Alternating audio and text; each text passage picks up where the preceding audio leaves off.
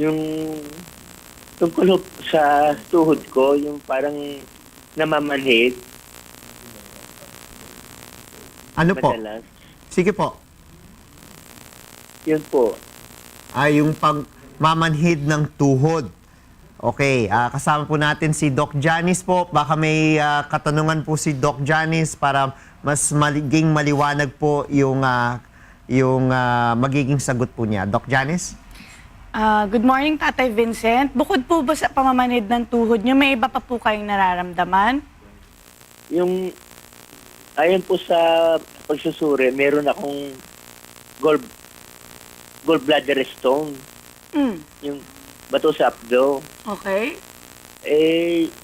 Sabi ng doktor, kailangan daw ng operasyon. Pero narinig ko sa radyo, pwede na yun sa mga sa ampalaya.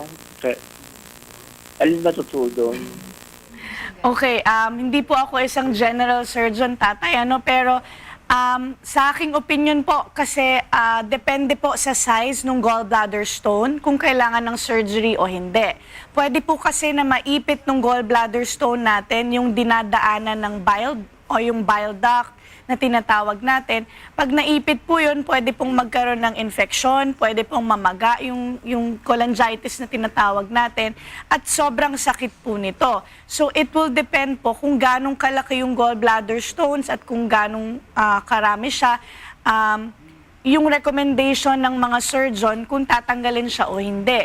Ngayon, ang pinakamaganda po na tanungin ninyo regarding that stone is a general surgeon talaga. Now, with regard naman po dun sa tuhod nyong namamanhid, hindi po siya connected, no? Magkaiba pong sakit o disease entity yung nararamdaman ninyo sa tuhod nyo at saka yung gallbladder stone ninyo.